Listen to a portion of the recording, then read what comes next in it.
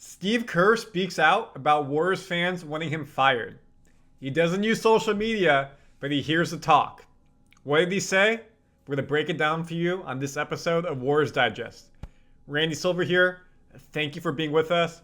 Please smash that subscribe button so you don't miss any of the Warriors news breaking daily. New videos go out daily as well. I'm going to say something that may blow your mind. This was the best coaching job of Steve Kerr's career, of any season. Why? Not because of wins, losses, and fingers with rings on it, because of what the team had to deal with. The players who came in at the start of the season. What happened in the middle of the season. A death in the family, coaching staff. The up and down of the team, suspensions, and where they got to and how they made the play-in. Many coaches would have failed. Team would have given up, imploded. But it takes the man up top, or woman, but in this case the man up top, to be able to lead the team through the ups and downs, and he did an amazing job. Let's dive into it. Draymond Green, indefinite suspension. Multiple times suspended as well. But before that, Chris Paul coming to the team. Is he a bench player? Starter. Klay Thompson, a bit of a decline. And sadly, in the middle of the season, one of their assistant coaches, Dejan Milojevic, passing away due to a heart attack. One of those things is a lot for a coach. One of your best players, team leaders, indefinite suspension. Assistant coach, dying. In front of the team at a team dinner having a heart attack. It's brutal. I'm not trying to fub the fact. It is brutal. And how does a team overcome that? Obviously, that game was suspended and they played it a later date. I think there was also another game that they postponed. But mentally, how do you get over that as a coaching staff, as a player? That's tough. It takes a strong leader to be able to lead men, women, children through that. His family, taking care of them. Steve Kerr, when he was 18, and I did not know this until the last dance with Michael Jordan and the Bulls, his father was assassinated by terrorists while serving as the president of the American University of Beirut. And then, again, rest in peace to his father. Rest in peace to Milo, died just a few days before the 40th anniversary of Kerr's father's death. He's been through tragedy before. It takes a strong person to lead a group of men, a whole organization, the men, women, kids, all affiliated with the Warriors, the fan base, through such a devastating event. Especially a heart attack. Someone in, I think he was his mid to young 40s. You don't expect that to happen. And especially when it happened in front of the team at team dinner. A lot of teams could have crumbled. But no, Steve Kerr led from the front. And what did he do? He flew all the way across to Europe to attend the funeral. That's an outstanding individual. That is someone who cares about the men, cares about his team, his assistant coaches, organization, the women a part of the organization. He cares about the people working for him in terms of being the leader of the team as the head coach, but also working side by side with him. How many head coaches can you say that about? I would like to think most, but you see a lot of things that happen, or you hear stuff that maybe they don't have the same type of care, will, love. It's always been at the forefront of Steve Kerr. And that's why people love playing for the Warriors, and they say it's a class act, grade A organization. It starts from the top. Draymond Green, multiple suspensions. One was indefinite. Steve Kerr went to Draymond's house and had a heart-to-heart with him and helped him say, you're not retiring, we need you, and this is not how you want to go out. He let him be Dre. So is it his fault that Dre was Dre?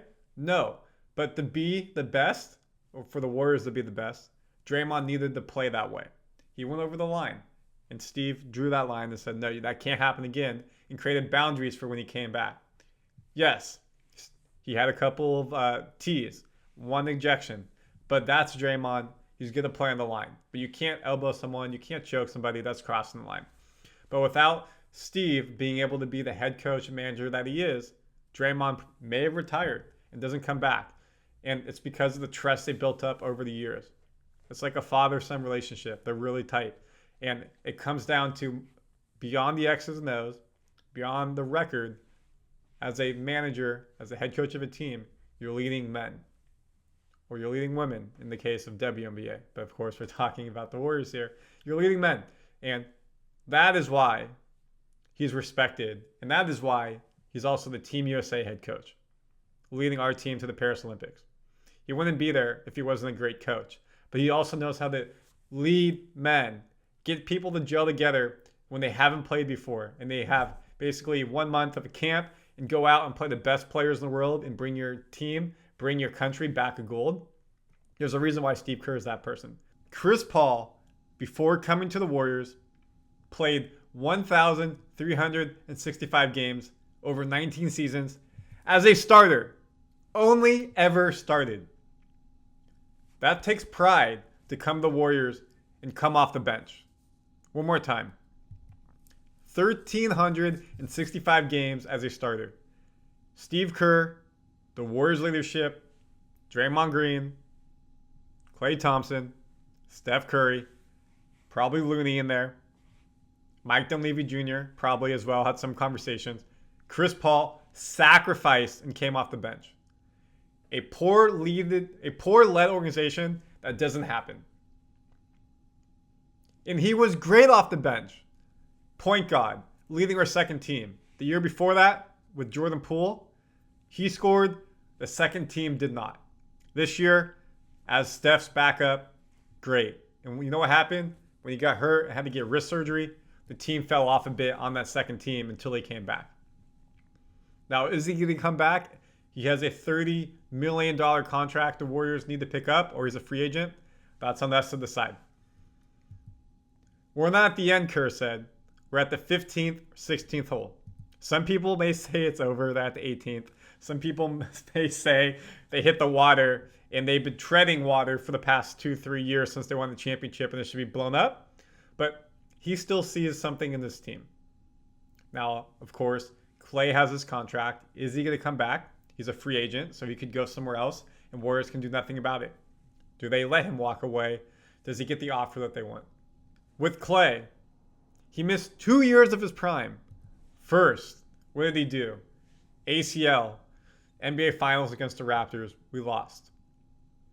Draft day, torn Achilles in his rehab, out, 2 seasons missed.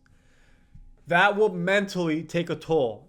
Forget about the physical, obviously, but Klay is such a competitor, such a warrior, pun intended. And to sit there is dark. I myself, college athlete, first game of my freshman year, out there playing lacrosse, UC Santa Cruz, Banana Slugs, what up? Tore my ACL. Boom. I knew instantly. I felt it. I heard it. Couldn't walk. Had to get surgery and was out the whole season. I did so much rehab on my own. Put headphones on, and just the pain of the rehab, breaking up the scar tissue, learning how to walk again, trying to get yourself back to game shape. Mentally grind. A mental grueling affair. Let alone the physical aspect. I'm a college player. Had no aspirations.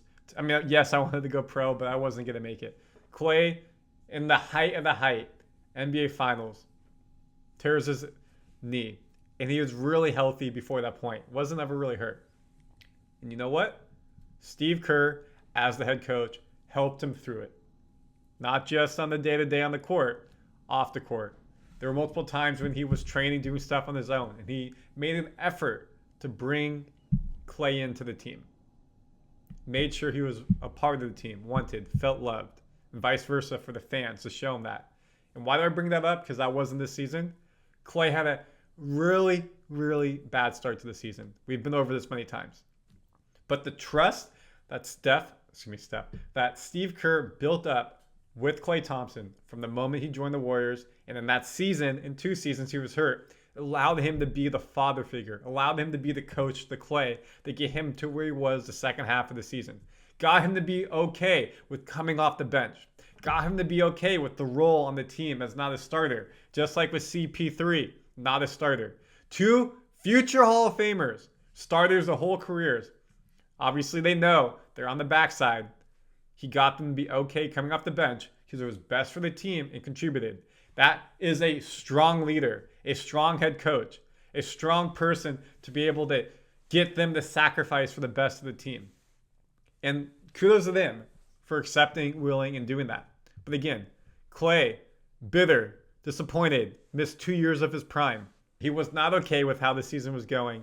And multiple times he talked about, and so did Kerr, they had conversations about where they were as a team and what they needed from Klay and him individually. And just have fun with the team in the season. You've done so much. You're a legend. And what happened when he did? He played a lot better. Take out the goose egg against the Kings.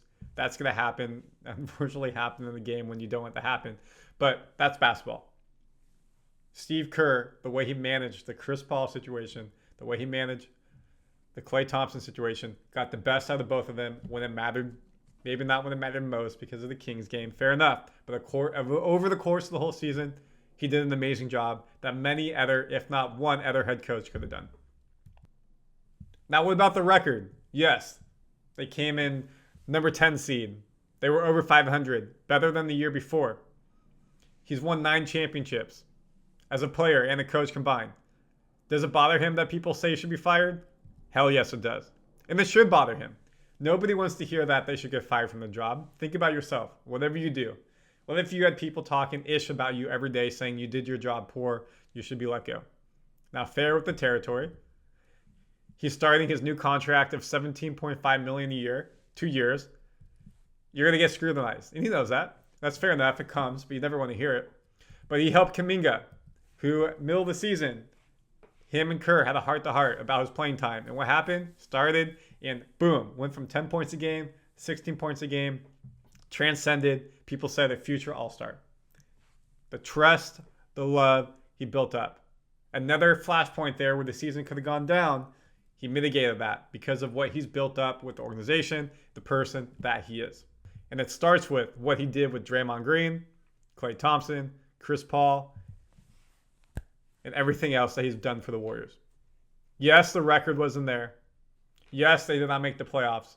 But I think this was personally the best season he's ever had as a head coach with everything that went on and dealt with from the start of the offseason to the end of the season. I tip my cap. Do you agree with me? Do you not agree with me? Comment your thoughts. Of course, please subscribe. We break down the biggest Warriors news for you daily.